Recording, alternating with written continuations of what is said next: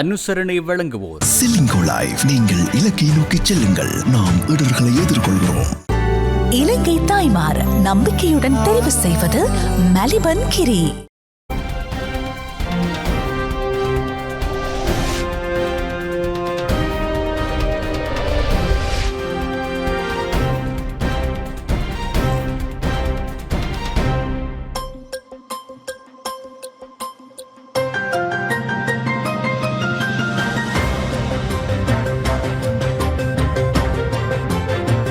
வணக்கம். இணைந்திருக்கின்றோம் டான் தமிழொலியின் இரவு நேர பிரதான செய்தி அறிக்கையோடு. விரிவான செய்திகளுக்குள் செல்லும் முன்னர் முதலில் இன்றைய நாளுக்கான தலைப்புச் செய்திகள்.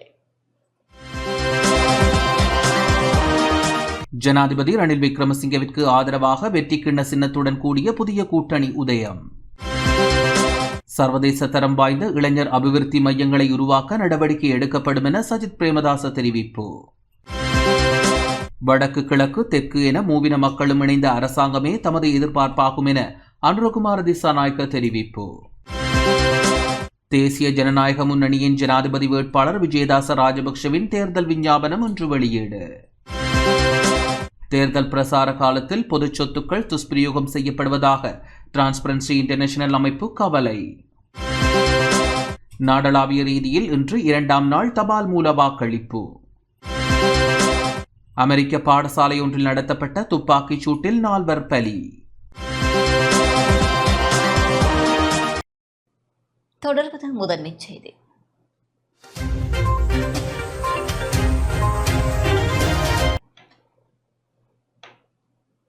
ஜனாதிபதி ரணில் விக்ரமசிங்கவுக்கு ஆதரவாக வெற்றி கிண்ண சின்னத்துடன் கூடிய புதிய கூட்டணி உதயமானது. பொதுஜன ஐக்கிய சுதந்திர முன்னணி என்ற பெயரில் புதிய அரசியல் கூட்டணி கொழும்பில் இன்று அங்குரார்ப்பணம் செய்து வைக்கப்பட்டுள்ளது. பிரதமர் தினேஷ் குணவர்தன தலைமையில் இந்நிகழ்வு இடம்பெற்றது. கிண்ணம் சின்னத்தில் அறிமுகப்படுத்தப்பட்டுள்ள இந்த கூட்டணியின் செயலாளராக அமைச்சர் ரமேஷ் பாத்திரன நியமிக்கப்பட்டுள்ளார். இந்த அங்குரார்ப்பண நிகழ்வில் கூட்டணியில் அங்கம் வகிக்கும் அரசியல் கட்சிகளின் பிரதிநிதிகள் புரிந்துணர்வு ஒப்பந்தத்தில் கைச்சாத்திட்டனர்.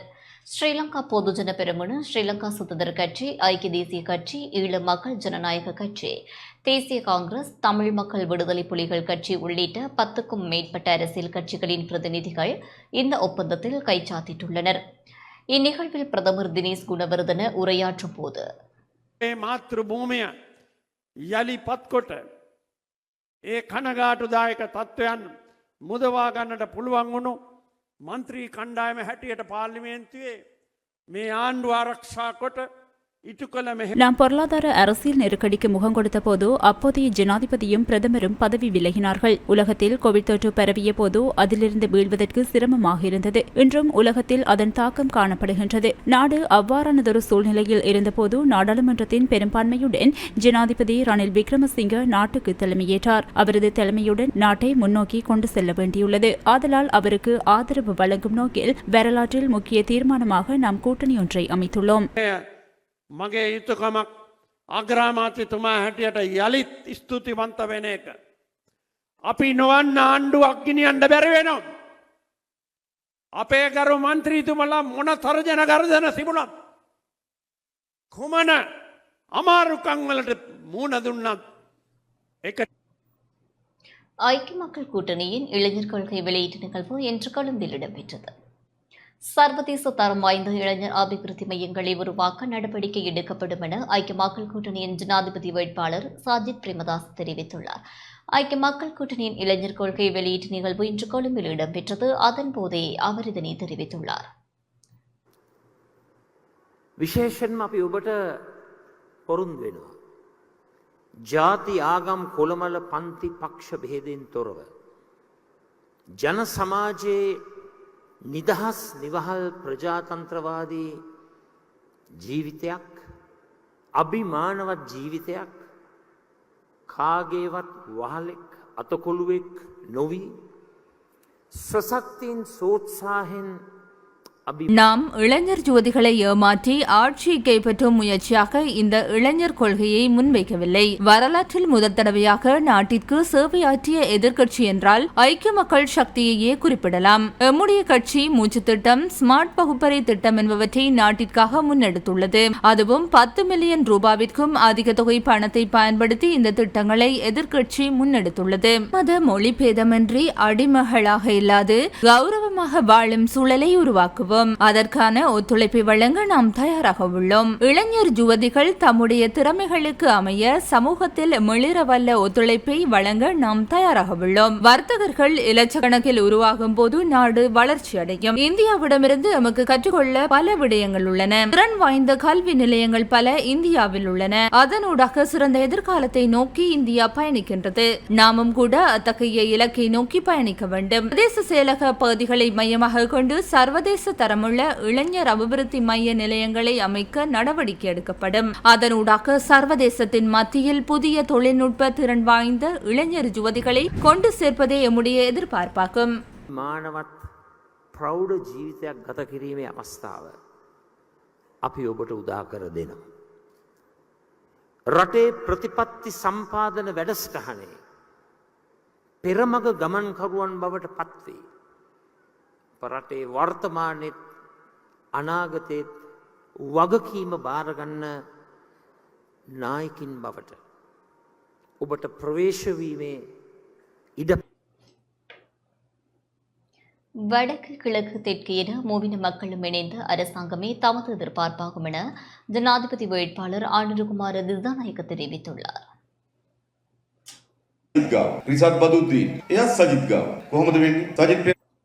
வடக்கு கிழக்கு தெற்கு என மூவின மக்களும் இணைந்த அரசாங்கமே தமது எதிர்பார்ப்பாகும் என அனைத்து இன மக்களின் உரிமைகளையும் உறுதி செய்யும் வகையில் புதிய ஒரு அரசியலமைப்பை உருவாக்குவோம் எனவும் தேசிய மக்கள் சக்தியின் ஜனாதிபதி வேட்பாளர் ஆனந்தகுமார் திசாநாயக்க தெரிவித்துள்ளார். இன்று வவுனியா குருமன்காட்டில் அமைந்துள்ள கலைமகள் மைதானத்தில் இடம்பெற்ற பிரச்சார கூட்டத்தில் இவ்வாறு குறிப்பிட்டார்.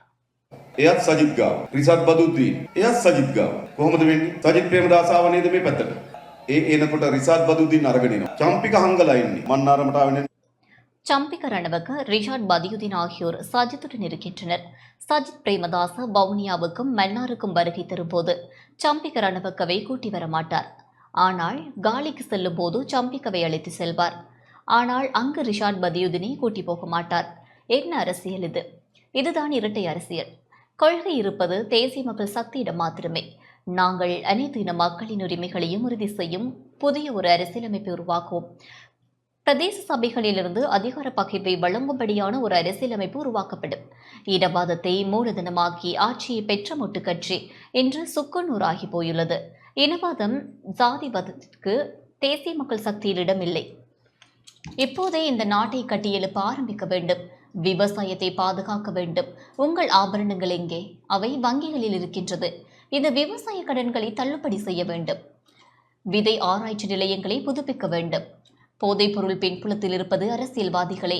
அது உங்கள் குழந்தைகளை பாதிக்கும், கிராமத்தை பாதிக்கும். அதனை முழுமையாக நாம் தடுத்து நிறுத்துவோம். எங்களுக்கு எவ்வாறான ஒரு அரசாங்கம் தேவை? தெற்கு சிங்கள மக்களின் பெரும்பான்மை பெற்ற அரசாங்கமா, அல்லது வடக்கு மக்களின் பங்களிப்பில்லாத அரசாங்கமா? அப்படியான அரசு எமக்கு தேவையில்லை. வடக்கு கிழக்கு தெற்கு மக்களின் நம்பிக்கையினை வென்ற ஒரு அரசாங்கமே எங்களுக்கு தேவை. இதற்கு முந்தைய ஜனாதிபதிகள் உருவானது தெற்கிலிருந்து மட்டுமே. இம்முறை வடக்கு கிழக்கு தெற்கு மக்கள் இணைந்து தேசிய மக்கள் சக்தியை வெற்றி பெற செய்ய வேண்டும். ரணில் கடைசி நேரத்தில் என்ன செய்வாரோ என்று கூறுகின்றனர். ஒன்றுமில்லை. அவர் தோல்வியடைவார். சத்தமில்லாமல் வீடு செல்வார். அது அவருக்கு பழக்கப்பட்ட ஒன்று. இந்த கள்வர்களையும் நாட்டையும் பொருளாதாரத்தையும் சீர்குலைத்தவர்களை, போதைப்பொருள் வியாபாரிகளை, உலகத்திடம் எங்களை அவமானப்படுத்தியவர்களை, போரை உருவாக்கியவர்களை, மூவின மக்களிடையில் சண்டைகளை உருவாக்கியவர்கள் என அனைவரையும் ஒன்றாக தோற்கடித்து நாட்டை பசுமையாக்கி மக்களின் வாழ்க்கையை அழகாக்கும் ஒரு புதிய அரசாங்கத்தை அமைக்க பாடுபடுவோம். වැඩ ගොඩක් කරන්න බලාපොරොත්තු වෙනවා. මේ දේශපාලන පොරපිටිය සුද්ධ කරනවා. එක മന്ത്രിවරුන්ගේ විශ්‍රාමයට පහොසි කරනවා. മന്ത്രിවරුන්ට දෙන කාපර්මිට අවශ්‍ය කරනවා. චම්පික රණවක එයත් සජිත් ගාව. රිසත් බදුද්දීන් එයත් සජිත් ගාව. කොහොමද වෙන්නේ? සජිත් ප්‍රේමදාසාව නේද මේ පැත්තට? தேசிய மக்கள் சக்தியின் ஜனாதிபதி வேட்பாளர் ஆனந்தகுமார் திசாநாயக்கவின் தேர்தல் பிரச்சார கூட்டம் வவுனியா கலைமகள் சனசமூக நிலைய மைதானத்தில் இன்று முற்பகல் இடம்பெற்றது. வவுனியா மாவட்ட அமைப்பாளர் உப்பாளி சமரசிங்க தலைமையில் நடைபெற்ற தேர்தல் பிரச்சார கூட்டத்தில் தேசிய மக்கள் சக்தியின் கட்சி முக்கியஸ்தர்கள், ஆதரவாளர்கள், பொதுமக்கள் என பலர் கலந்து கொண்டனர். தேசிய மக்கள் சக்தியின் ஜனாதிபதி வேட்பாளர் ஆனரகுமார திசாநாயக்கவின் பிரச்சார கூட்டம் இன்று மாலை கிளிநொச்சி கூட்டுறவு மண்டபத்தில் இடம்பெற்றது. மக்கள் விடுதலை முன்னணியின் மாவட்ட அமைப்பாளர் மோகன் தோழர் தலைமையில் இடம்பெற்ற கூட்டத்தில் ஜனாதிபதி வேட்பாளர் ஆனரகுமார திசாநாயக்க பங்கேற்றார். இதன்போது கருத்து வெளியிட்ட ஆனரகுமார திசாநாயக்க, ඡන්දෙ දීලා තියෙනවා සමහර කාලවල ඡන්දෙ වර්ධනය කරනවා. ඉතින් ඒ විදිහට මැදිහත්ලා ආණ්ඩු හදලා තියෙනවා. හැබැයි ආපහු කරලා බලනකොට ඒ ආණ්ඩු අපේ රට විශාල විනාශයකට ගෙනිච්චා. ජනතාව கிளிநொச்சி மாவட்டம் விவசாயத்தை கொண்ட பிரதேசமாக காணப்படுவதால் மாவட்டத்தில் உள்ள குளங்கள் புனர் நிர்மாணம் செய்யப்படும். வடக்கு மாகாணம் அரசியல்வாதிகளின் உதவிகளோடுதான் விற்பனையாகின்றது. இது முழுமையாக நிறுத்தப்படும். மக்களின் வாழ்க்கை செலவை குறுகிய காலத்தில் குறைப்போம்.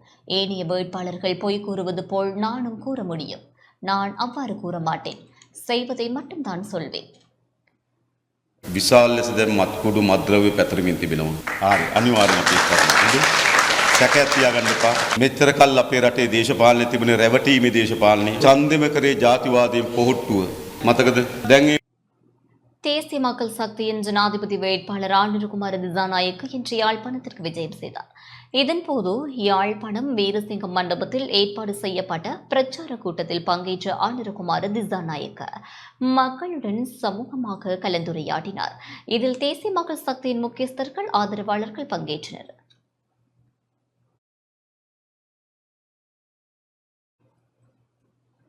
தேசிய ஜனநாயக முன்னணியின் ஜனாதிபதி வேட்பாளர் விஜயதாச ராஜபக்சவின் தேர்தல் விஞ்ஞாபனம் இன்று வெளியிட்டு வைக்கப்பட்டது. தேசிய ஜனநாயக முன்னணியின் ஜனாதிபதி வேட்பாளர் விஜயதாச ராஜபக்சவின் தேர்தல் விஞ்ஞாபனம் திறன்மிக்க நாடு எனும் துணைப்பொருளில் இன்றைய தினம் வெளியிடப்பட்டுள்ளது.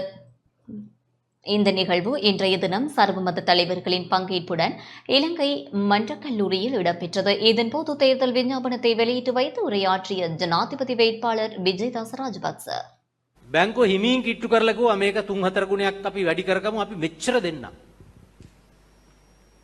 අනේ මිනිස්සයා ගත්තා. බැංකෝ හොඳටම දන්නවා මේක කඩා වැටෙනවා කියලා. ඒ මිනිස්සුන්ට ගෙනියන්න බෑ, ණය ගෙවන්න බෑ. நாடு வங்குரோத்து நிலையை அடைந்தமைக்கு ஊழல் மோசடிகள் பிரதான காரணமாக அமைந்துள்ளன.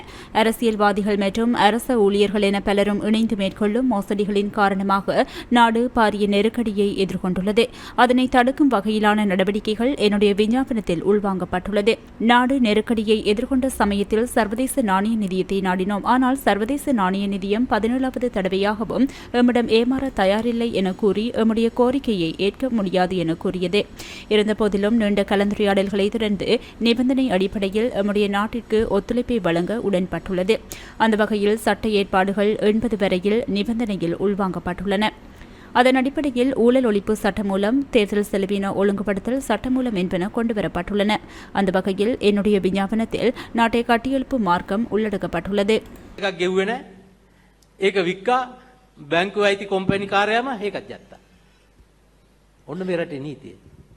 බැංකුවේ කළමනාකරුවෝ ඉන්නවා. හිතලම දෙනවා. මෙයාට 25000 මාසෙට ගෙවන්න බෑ. හැබැයි 50000ක් ගෙවන්න දෙනවා.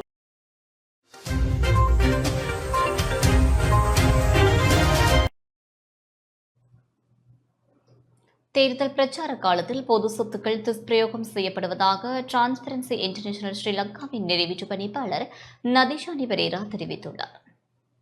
தேர்தல் பிரச்சார காலத்தில் பொது சொத்துக்கள் துஷ்பிரயோகம் செய்யப்படுவது தொடர்பில் 500க்கும் மேற்பட்ட முறைப்பாடுகள் கிடைத்துள்ளதாக டிரான்ஸ்பரன்சி இன்டர்நேஷனல் ஸ்ரீலங்காவின் நிறைவேற்று பணிப்பாளர் நதிஷானி பெரேரா தெரிவித்துள்ளார். 300 முறைப்பாடுகள் தொடர்பில் ஏற்கனவே நடவடிக்கைகள் எடுக்கப்பட்டுள்ளன. பொது சொத்துக்கள் துஷ்பிரயோகம் செய்யப்படுவது தொடர்பில் பொதுமக்கள் விரக்தி அடைந்துள்ளனர். அரசியல் நோக்கங்களுக்காக பொது சொத்துக்களை பயன்படுத்துபவர்களை பொறுப்பு கூறலுக்கு உட்படுத்துவது தொடர்பில் மக்கள் ஆர்வமாக உள்ளனர் என டிரான்ஸ்பரன்சி இன்டர்நேஷனல் ஸ்ரீலங்காவின் நிறைவேற்று பணிப்பாளர் நதிஷானி பெரேரா குறிப்பிட்டுள்ளார். தமிழ் பொது வேட்பாளருக்கு எதிர்ப்பு என்ற துருவ நிலை தமிழ் வாக்காளர்களிடையே பொது வேட்பாளருக்கான வாக்கு வங்கியை அதிகரிக்கும் என தமிழ் பொது கட்டமைப்பு தெரிவித்துள்ளது. தமிழரசு கட்சியின் பெரும்பாலான உறுப்பினர்கள் பொது வேட்பாளருக்கான ஆதரவு நிலைப்பாட்டோடு உள்ளதால் அக்கட்சியில் இருந்து எழும் எதிர்ப்பு தொடர்பில் கரிசனை கொள்ள தேவையில்லை என தமிழ் பொது கட்டமைப்பு உறுப்பினர் அரசியல் ஆய்வாளர் எம் நிலாந்தன் தெரிவித்துள்ளார். யாழ்ப்பாணத்தில் உள்ள தமிழ் பொது கட்டமைப்பின் அலுவலகத்தில் இன்று ஊடகங்களுக்கு கருத்து தெரிவித்த போதே அவர் இவ்வாறு தெரிவித்தார். தமிழ் பொது வேட்பாளரின் பிரதான இலக்கு தமிழ் மக்களை ஐக்கியப்படுத்துவது, தேசமாக திரட்டுவது. தேசமாக திரட்டுவது என்பது ஒரு கட்சிக்கு எதிரானதோ அல்லது ஒரு நபருக்கு எதிரானதோ அல்ல. இது ஒரு திறந்த கட்டமைப்பு. இதற்குள் எப்பொழுதும் எந்த கட்சியும் வரலாம், ஒரு பொது நிலைப்பாட்டின் கீழ் எங்களோடு இணையலாம் என்ற அடிப்படையில் பார்த்தால் ஒரு நபருக்கு எதிராகவோ அல்லது ஒரு கட்சியின் நிலைப்பாட்டுக்கு எதிராகவோ நாங்கள் எங்கள் கவனத்தை குவிக்க விரும்பவில்லை.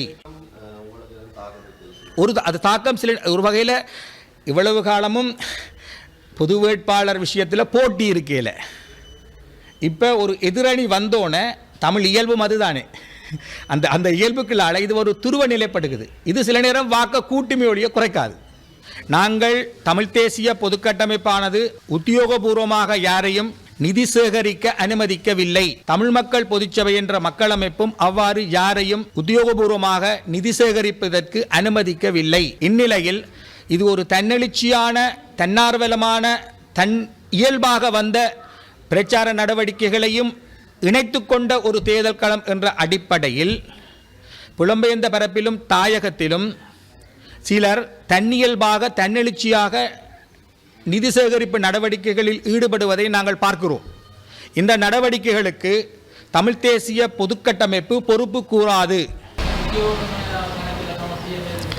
இல்லை, நாங்கள் சில கணக்கிலக்கங்கள் கொடுக்குறோம். அது நிதிக்குழுவின் கணக்கிலக்கம், அது வங்கி கணக்கிலக்கம் இல்லை, தொடர்பு இலக்கம், தொலைபேசி இலக்கம். அதனூடாக வரக்கூடிய நிதியூட்ட நடவடிக்கைகள் உரிய பகுப்பாய்வு முறைகளுக்கு பின் ஏற்றுக்கொள்ளப்படும். தமிழ் மக்கள் எவ்வளவுக்கு ஒரு ஏங்கி போயிருக்கிறார்கள், அல்லது இப்படி ஒரு கட்டமைப்பு வராதா என்று தமிழ் மக்கள் எதிர்பார்த்திருந்தார்கள் என்பதைத்தான் எங்களுக்கு இது காட்டுது. இது எங்களுக்கு மேலும் உற்சாகமாக இருக்குது. இதில் எதிர்மறை விமர்சனங்கள் இருக்கலாம், ஆனால் எங்களுக்கு உற்சாகமாக இருக்குது. என்னென்னு சொன்னால், நாங்கள் செய்ய வந்த விஷயம் சரி. நாங்கள் தமிழ் மக்கள் மத்தியில் இப்படி ஒரு ஒப்பீட்டளவில் சாத்தியமான ஒரு கூட்டமைப்பை, ஒரு கூட்டணியை உருவாக்குவதன் மூலம் தமிழ் மக்கள் மத்தியில் ஒரு நம்பிக்கையை, பலத்தை கட்டியெழுப்ப முடிகிறது என்று நாங்கள் நினைக்கிறோம்.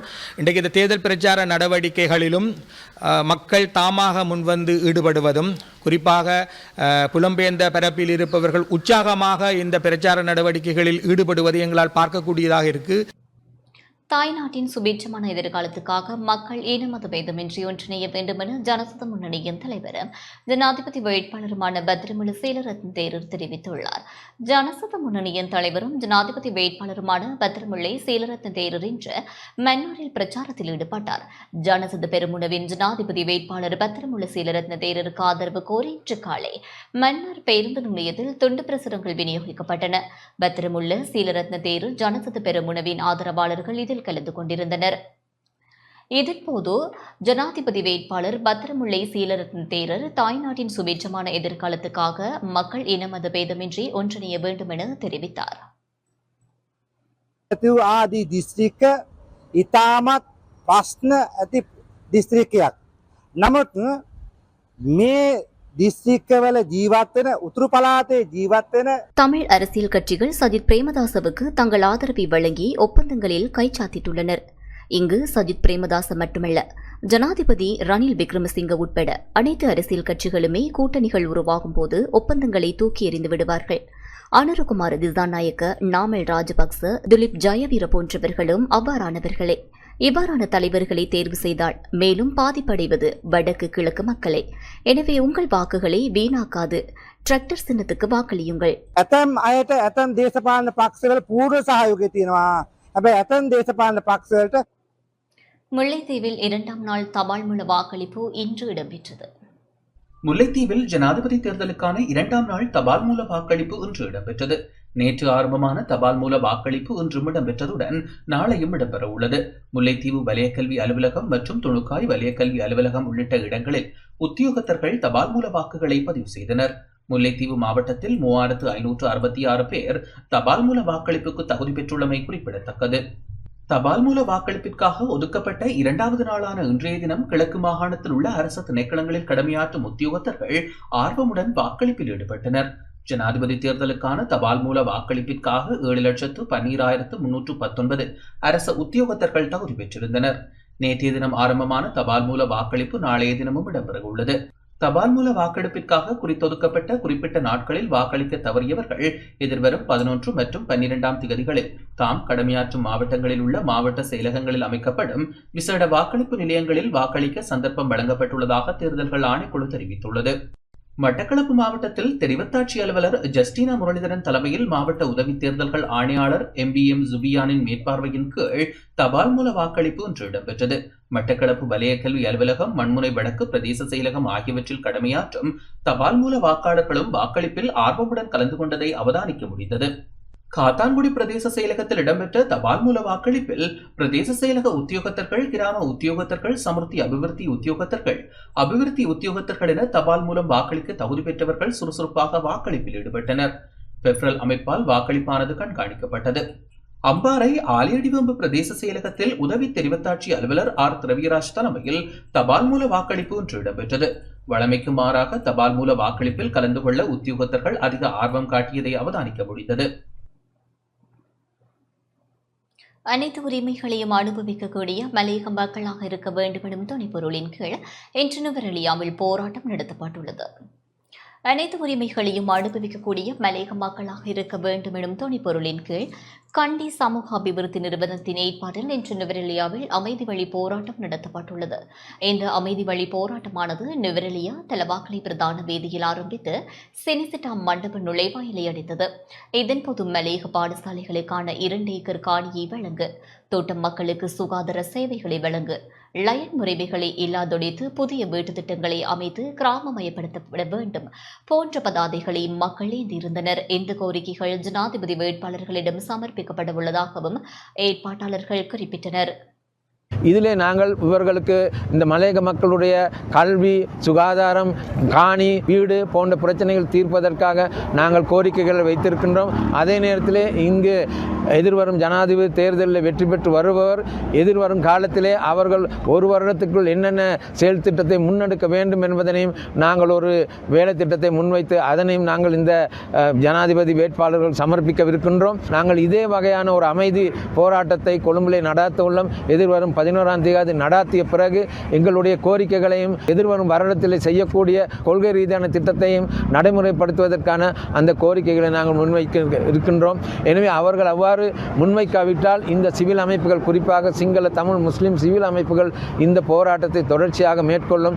அவர்களுக்கான ஒரு நிரந்தர தீர்வு பெற வரைக்கும் இந்த உரிமை போராட்டத்தை நாங்கள் தொடர்வோம் என்று கூறிக்கொள்கின்றோம். எனவே இந்த போராட்டத்திற்கு ஏனைய சிவில் அமைப்புகளும் தொழிற்சங்கங்களும் இதற்கு ஆதரவு அளிக்கின்றன. அவர்களுடைய ஆதரவை நாங்கள் பெற்றுக்கொண்டு தொடர்ச்சியாக இந்த போராட்டத்தை நடத்துவோம் என்று கூறிக்கொள்கின்றோம்.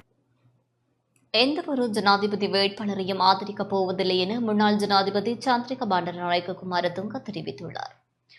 எதிர்வரும் ஜனாதிபதி தேர்தலில் எந்தவொரு வேட்பாளருக்கும் ஆதரவளிக்கப் போவதில்லை என முன்னாள் ஜனாதிபதி சந்திரிகா பண்டாரநாயக்க குமாரதுங்க தெரிவித்துள்ளார். அறிக்கையின்றி வெளியிட்டு இந்த விடயத்தை குறிப்பிட்டுள்ளார். எதிர்வரும் காலங்களிலும் எந்தவொரு வேட்பாளருக்கும் ஆதரவு வழங்க எதிர்பார்க்கவில்லை. நான் பல்வேறு வேட்பாளர்களுக்கும் ஆதரவளிப்பதாக சில ஊடகங்களில் வெளியான செய்திகள் அனைத்தும் உண்மைக்கு புறம்பானவை என முன்னாள் ஜனாதிபதி சந்திரிகா பண்டாரநாயக்க குமாரதுங்க குறிப்பிட்டுள்ளார். தேர்தலில் ஜனாதிபதி ரணிலின் தோல்வி உறுதியாகியுள்ளதாக மரிக்கார் தெரிவித்துள்ளார். ஜனாதிபதி ரணில் விக்ரமசிங்க தேர்தலில் தோல்வியை தழுவுவதை நன்கறிந்து கொண்டுள்ளதாக ஐக்கிய மக்கள் சக்தியின் நாடாளுமன்ற உறுப்பினர் SM மரிக்கார் தெரிவித்துள்ளார். ஐக்கிய மக்கள் சக்தியின் தலைமையகத்தில் இன்று இடம்பெற்றது. மகேங்கனியில் நேற்றைய தினம் இடம்பெற்ற தேர்தல் பிரச்சார கூட்டத்தின் போது ஜனாதிபதி ரணில் விக்ரமசிங்க, சஜித் பிரேமதாசவால், அனுரகுமார திசாநாயக்கவை வெற்றி கொள்ள முடியாது என்ற கருத்தை தெரிவித்திருந்தார். இந்த விடயம் தொடர்பில் கருத்து தெரிவித்த போதே அவர் இதனை தெரிவித்துள்ளார். රනිල් වික්‍රමසිංහ මොන හරි කියනකොට අනුර කුමාර ඒක රිපීට් කර කර දුවනවා.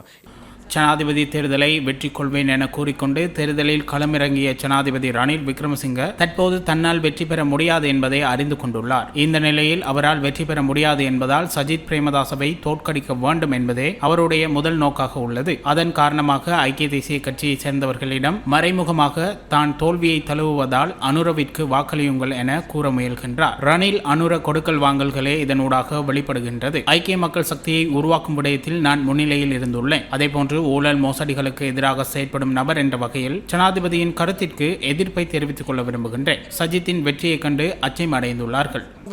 පෙනීන නිසා දැන් මේ රනිල් අනුර එකතු වෙලා අපට මඩගහන්න සූදානම් වෙනවා. ஊவா மாகாண ஆளுநர் AJM முஸ்தமில் தனது பதவியை ராஜினாமா செய்துள்ளார்.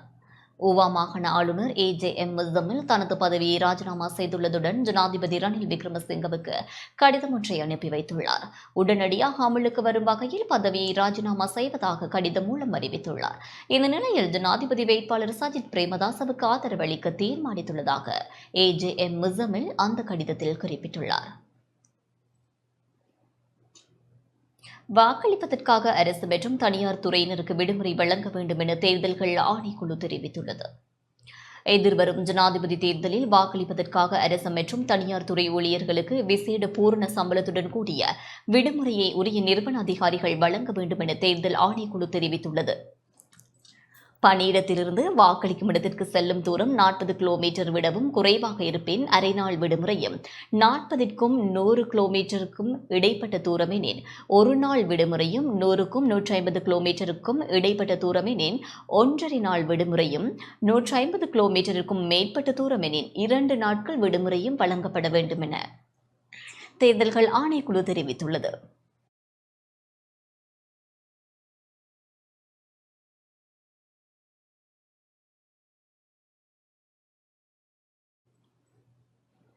ஐம்பது சதவீத மானிய அடிப்படையில் விதை உருளைக்கிழங்கை அரசாங்கம் வழங்க வேண்டும் என யாழ் மாவட்ட கமகார அமைப்புகளின் அதிகார சபை தலைவர் கானா தியாகலிங்கம் கோரிக்கை விடுத்துள்ளார்.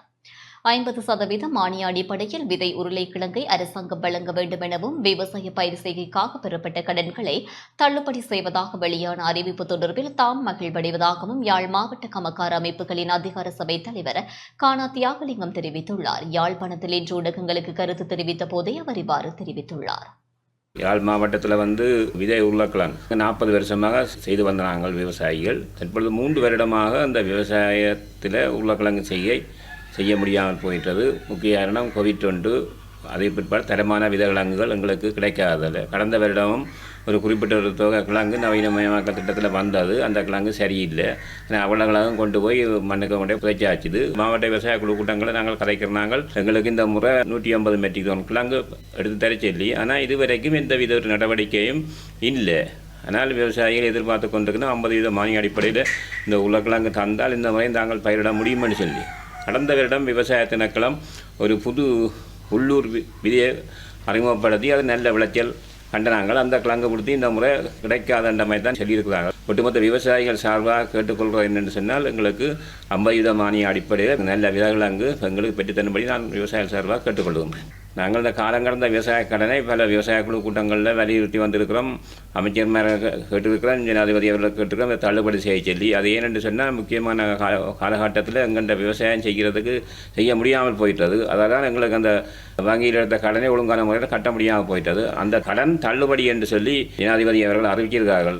முழுக்க தள்ளுபடி செய்தால் விவசாயிகள் சார்பாக அதை நாங்கள் முழுக்க வரவேற்கிறோம். எங்களோட கோரிக்கையை ஏற்று அரசாங்கம் எங்களுக்கு விதைக்கிழங்கு பெற்றுத்தரும் என்றிருந்தால் நாங்கள் விவசாயிகள் 3 மாதத்துக்கு முந்தைய நிலங்களை பண்படுத்தி அதுக்குரிய ஆயுதங்களை செய்யலாம். அரசாங்கம் இதுக்குரிய ஒரு நடவடிக்கை எடுக்க வேண்டும். நாங்கள் தரையில ஆயுதம் பண்ணி வேறு பயிர்களை செய்யாமல் அந்த உருளைக்கிழங்கு கண்ட இதை நாங்கள் நவம்பர் மாதத்தில் உருளைக்கிழங்கு நடக்கூடிய அளவுக்கு அரசாங்கம் பெற்றுத்தரணும் கேட்டுக்கொள்ளும். கிழக்கு பல்கலைக்கழகத்தில் தஞ்சமடைந்த வேளை இராணுவத்தால் அழைத்து செல்லப்பட்டு காணாமல் ஆக்கப்பட்ட 158 பேரின் 34வது நினைவு தினம் இன்று அனுஷ்டிக்கப்பட்டது. 1990ஆம் ஆண்டு செப்டம்பர் 5ஆம் தேதி கிழக்கு பல்கலைக்கழகத்தில் அகதிகளாக தஞ்சம் அடைந்திருந்த 158 பேர் இராணுவத்தால் அழைத்து செல்லப்பட்டு காணாமல் ஆக்கப்பட்ட நிலையில் அவர்களது 34வது நினைவு தினம் இன்று அனுஷ்டிக்கப்பட்டது. காணாமல் ஆக்கப்பட்டவராலும் உயிருடன் இருப்பார்கள் என்ற நம்பிக்கை இழந்த நிலையில் மட்டக்களப்பு மாவட்டத்தில் படுகொலை செய்யப்பட்டவர்களின் பட்டியலில் இவர்கள் உள்ளடக்கப்பட்டுள்ளனர். இன்று பந்தாருமூலை பல்கலைக்கழக வளாகம் ஒன்றில் கிழக்கு பல்கலைக்கழக கலை கலாசார பீட மாணவர் ஒன்றியம் மற்றும் மட்டக்களப்பு மாவட்ட காணாமல் ஆக்கப்பட்ட உறவுகளின் சங்கம் என்பன இணைந்து நினைவேந்தல் நிகழ்வினை ஏற்பாடு செய்தனர். வலிந்து காணாமல் ஆக்கப்பட்ட உறவுகளின் சங்க தலைவி ஆனா அமலநாயகி, கிழக்கு பல்கலைக்கழக கலை கலாசார பீட மாணவர் ஒன்றிய தலைவர் வீணா கஜரூபன், சிவில் சமூக செயற்பாட்டாளர் திருமதி ரஜினி ஜெயபிரகாஷ், அகம் மனிதாபிமான வன நிலையத்தின் திட்ட முகாமையாளர் செல்வி நாவண்ணா மிருஜா உட்பட பெருமளவானோர் நினைவேந்தலில் கலந்து கொண்டனர். பல்கலைக்கழக வளாகத்தின் முன் பதாதைகளை ஏந்தியவாறு தமது உறவுகளுக்கு நீதி கோரி கவன ஈர்ப்பு போராட்டத்திலும் இவர்கள் ஈடுபட்டனர்.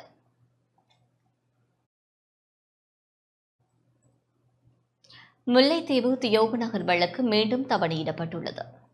முல்லைத்தீவு தியோக நகரில் தனியார் நிறுவனத்திற்கு எதிராக பொதுமக்கள் போராடியமை தொடர்பான வழக்கு மீண்டும் தவணையிடப்பட்டுள்ளது. வழக்கு விசாரணை இன்று நீதவான் நீதிமன்றில் எடுத்துக் கொள்ளப்பட்டது. கடந்த மே மாதம் 26ஆம் தேதி கரைத்துறை பெற்ற பிரதேச சபைக்குரிய மக்கள் பயன்பாட்டில் உள்ள வீதியை தனியார் நிறுவனம் வேலையிட்டு தடுத்த மயாள பகுதியை சேர்ந்த பொதுமக்கள் வடக்கு மாகாண சபை முன்னாள் உறுப்பினர் துரைராசா ரவிகரன், சமூக செயற்பாட்டாளர் ஆண்டனி ஜெயநாதன், பீட்டர் இளஞ்சலியன் ஆகியோர் ஒன்றிணைந்து ஆர்ப்பாட்டத்தில் ஈடுபட்டதுடன் வீதியை தடுத்து அமைக்கப்பட்ட வேலையையும் அப்புறப்படுத்தியிருந்தனர். இது தொடர்பான வழக்கு விசாரணை இடம்பெற்று வருகின்ற நிலையில் குறித்த வழக்கு இன்று முல்லைத்தீவு நீதவான் நீதிமன்றில் எடுத்துக் கொள்ளப்பட்டது. வழக்கில் குற்றம் சாட்டப்பட்டவர்களுக்கு எதிராக சட்டத்தரணிகள் வாதாடிய நிலையில் வழக்கு எதிர்வரும் டிசம்பர் மாதம் 12ஆம் தேதிக்கு மீண்டும் தவணையிடப்பட்டுள்ளது. நாங்களும் அவர்கள் தொடர்ச்சியாக இருந்த போராட்டத்தில் கலந்து கொண்டிருந்தோம். அதன் பின்பு பிரதேச சபையின் செயலாளர், பிரதேச செயலகத்தின் உத்தியோகத்தர் ஆகியோர் வந்து தாங்கள் அந்த பிரச்சனைக்கு தீர்வு காண்பதாக சொல்லி சென்று பிரதேச சபை செயலாளர் அந்த வீதியை பிரதேச சபைக்கு சொந்தமான வீதி என்று அடையாளப்படுத்தி ஒரு கடிதம் ஒன்றை அந்த கிராம மக்களுக்கு வழங்கியிருந்தார். அந்த நிறுவனம் கிராம மக்கள் மற்றையும் அதில் இணைத்து வழக்கொன்றை பதிவு செய்திருந்தது. அதன்படி அந்த வழக்கின் தவணைக்கு எங்கள் சார்பாக ஆஜராகிய சட்டத்தரணிகள் அவ்வளவு பேருக்கு நாங்கள் நன்றி தெரிவிப்பதோடு உடனடியாக அந்த வழக்கு விசாரணைக்கு எடுத்துக் கொள்ளப்பட்டும் தவணையிடப்பட்டிருக்கின்றது. அந்த 12ஆம் மாதம் 12ஆம் தேதி தவணையிடப்பட்டு நிச்சயமாக வழக்கு அதில் தீர்க்கப்படும் என்று நாங்கள் எதிர்பார்க்கின்றோம். ஜனாதிபதி தேர்தல் மூலம் மலையக மக்களுக்கு நல்வாழ்வு கிடைக்க வேண்டும் என நுவரெலியாவில் இன்று விசேட வேலை திட்டம் முன்னெடுக்கப்பட்டது. எதிர்வரும் செப்டம்பர் 21ஆம் தேதியன்று நடைபெறவுள்ள ஜனாதிபதி தேர்தல் மூலம் மலையக மக்களுக்கு நல்வாழ்வு கிடைக்க வேண்டும் என நுவரெலியா புதிய நகர மண்டபத்தில் இன்று விசேட வேலை திட்டம் முன்னெடுக்கப்பட்டது. நாட்டில் வாழும் ஏனைய மக்களுக்கு கிடைக்கும் சகல உரிமைகள், நன்மைகள், உதவிகள், அபிவிருத்திகளை போன்ற மலையக தமிழ் மக்களுக்கும் அனைத்தும் சமமாக கிடைக்க வேண்டும் என்ற குறித்த வேலை திட்டத்தை கண்டி சமூக அபிவிருத்தி நிறுவனத்தின் ஊடாக பல சிவில் அமைப்புகள் இணைந்து ஏற்பாடு செய்திருந்தது. இதன்போது மலையக மக்களுக்கு தற்போது தேவையான சில முக்கிய கோரிக்கைகள் அடங்கிய வாசகங்களை தாங்கிய பதாகைகளை ஏந்தியவாறு நுவரெலியா பாதுளை பிரதான வீதியோரத்தில் நின்று அமைதியான கவனீர்ப்பு போராட்டம் ஒன்றினை முன்னெடுத்தனர். நுவரெலியா புதிய நகர மண்டபத்தில் உள்ள அரங்கில் டிஜிட்டல் காணொலி மூலம் 7 முக்கிய கோரிக்கைகளை முன்வைத்து மலையக மக்கள் தற்போது எதிர்நோக்கும் பிரச்சினைகளையும் மலையக மக்களின் வாழ்வியல் வரலாறு மற்றும் எதிர்காலத்தில் மலையக மக்களுக்கு தேவையான பெறுமதி மிக்க தேவைகளையும் டிஜிட்டல் திரையில் காண்பித்து பொதுமக்களின் விமர்சனங்களையும் கேட்டறிந்து அதற்கான உரிய பதில்களும் வழங்கப்பட்டது. இதில் பொருளாதார அந்தஸ்தை விருத்தி செய்வதற்கான புதிய கொள்கைகளும் முன்மொழியப்பட்டதுடன் மலையக கல்வி திட்டத்தின் எதிர்நோக்கும் சவால்களும் தேர்வுகளும் முன்வைக்கப்பட்டதுடன் பெருந்தோட்ட துறையில் அதிகமாக முகம் கொடுக்கும் காணி மற்றும் வீடமைப்பு திட்டங்கள் தொடர்பாக அதிகம் பேசப்பட்டு இதற்கு மலையக மக்கள் எவ்வாறான செயல்முறைகளை முன்னெடுக்க வேண்டும் எனவும் பரிந்துரைகள் முன்வைக்கப்பட்டன. நிகழ்வில் ஏராளமான பொதுமக்கள் கலந்து கொண்டமை குறிப்பிடத்தக்கது.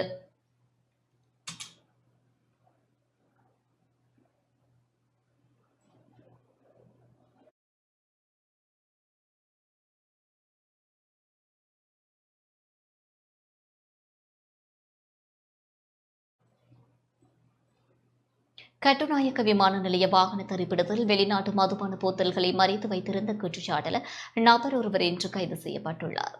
கட்டுநாயக்க விமான நிலைய வாகன தரிப்பிடத்தில் நிறுத்தி வைக்கப்பட்டிருந்த சிறிய கல்லூரி ஒன்றில் சுமார் 1 கோடி ரூபாய் பெறுமதியான 118 வெளிநாட்டு மதுபான போத்தல்களை மறைத்து வைத்திருந்த குற்றச்சாட்டில் நபர் ஒருவர் குற்றப்புலனாய்வு திணைக்கள அதிகாரிகளால் இன்று கைது செய்யப்பட்டுள்ளார். கொழும்பு 13 பிரதேசத்தில் வசிக்கும் மதுபான வியாபாரத்தில் ஈடுபட்டுள்ள வர்த்தகர் ஒருவரே இவ்வாறு கைது செய்யப்பட்டுள்ளார். சந்தேக நபர் விமான நிலையம் ஊடாக வருகை தரும் பயணிகள் கொண்டு வரும் மதுபான போத்தல்களை விமான நிலைய வாகன தரிப்பிடத்தில் வைத்து குறைந்த விலைக்கு கொள்வனவு செய்து பின்னர் சுற்றுலா ஹோட்டல்களுக்கு விற்பனை செய்வதாக விசாரணையில் தெரிய வந்துள்ளது.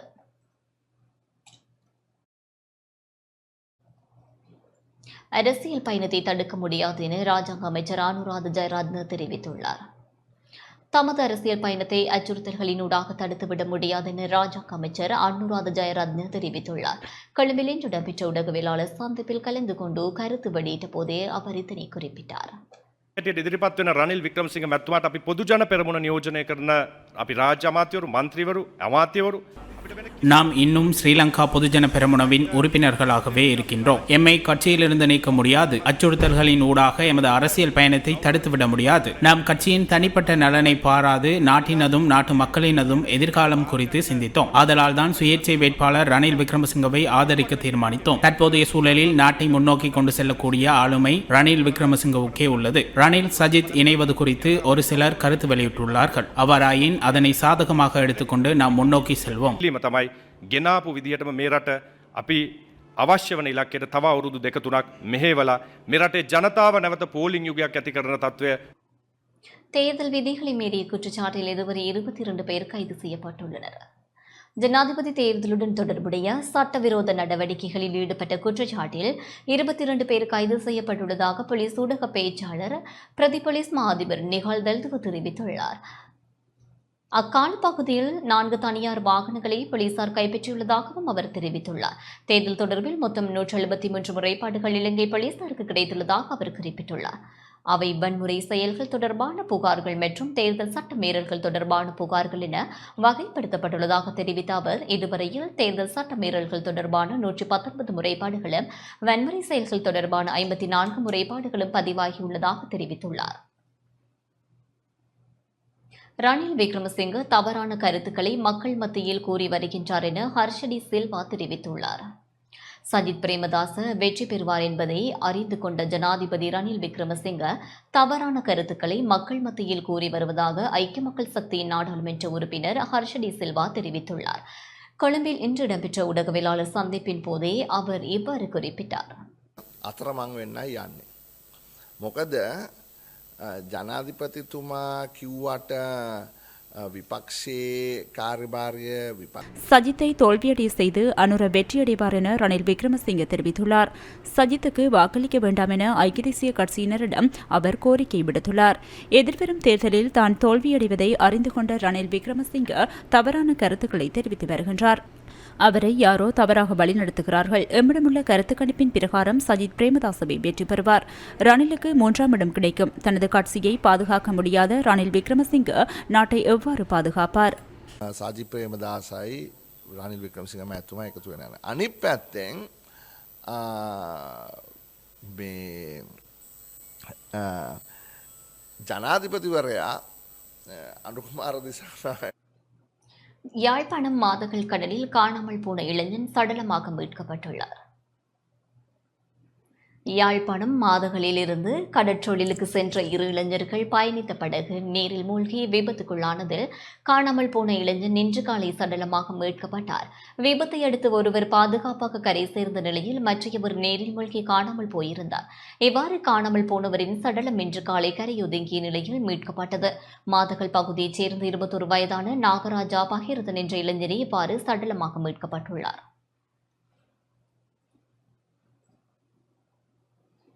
பல்துறைசார் மருத்துவ சேவைக்கான நிறைவு நல மையம் மட்டக்களப்பில் திறந்து வைக்கப்பட்டது. பல்துறைசார் மருத்துவ சேவைக்கான நிறைவு நல மையம் உத்தியோகபூர்வமாக கிழக்கு பல்கலைக்கழக மருத்துவ பீடத்தில் இன்று ஆரம்பித்து வைக்கப்பட்டது. கிழக்கு பல்கலைக்கழக மருத்துவ பீட பீடாதிபதி பேராசிரியர் டி சதானந்தனின் ஆலோசனை மற்றும் வழிகாட்டலில் பேராசிரியரும் மருத்துவருமான அருளானந்தம் தலைமையில் ஆரம்ப நிகழ்வு நடைபெற்றது. தொற்றா நோயினால் பாதிக்கப்பட்டுள்ள பொதுமக்களுக்கு இலவச மருத்துவ சேவையினை வழங்கும் நோக்குடன் இந்நிலையம் ஸ்தாபிக்கப்பட்டுள்ளது. கிழக்கு பல்கலைக்கழக மருத்துவ பீடம் அமைந்துள்ள மட்டக்களப்பு பிள்ளையாரடி பகுதியை அண்மித்துள்ள 7 கிராம சேவகர் பிரிவுகளை உள்ளடக்கி இலவச மருத்துவ சிகிச்சை முகாமும் இன்று ஒழுங்குபடுத்தப்பட்டது. பல்துறைசார் மருத்துவ சேவைக்கான நிறைவு நல மையத்தின் இணைப்பாளர் வைத்தியர் திலினி, வைத்திய நிபுணர் பேராசிரியர் கருணாகரன், வைத்திய நிபுணர் பேராசிரியர் உமாகாந்தன், வைத்தியர் ஆஞ்சலா அருள் பிரகாசம், மையத்தின் பொறுப்பு தாதிய உத்தியோகத்தர் தர்ஜனாமூர்த்தி உட்பட மருத்துவ பீட வைத்தியர்கள், மருத்துவ பீட பயிற்சி மாணவர்கள், தாதிய பயிற்சி மாணவர்கள் என பலரும் நிகழ்வில் கலந்து கொண்டனர்.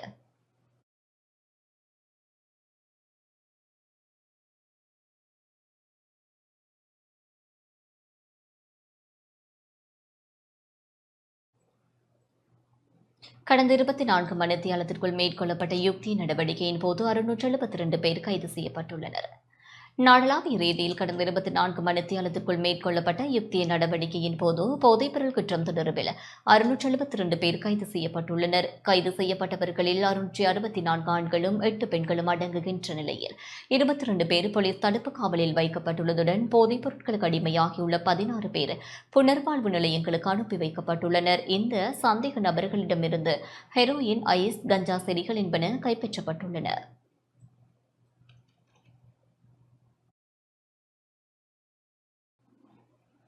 இத்துடன் செய்திகள் நிறைவுக்கு வருகின்றன. தொடர்ந்தும் டான் தமிழொலி வழங்கும் நிகழ்ச்சிகளோடு இணைந்திருங்கள். வணக்கம்.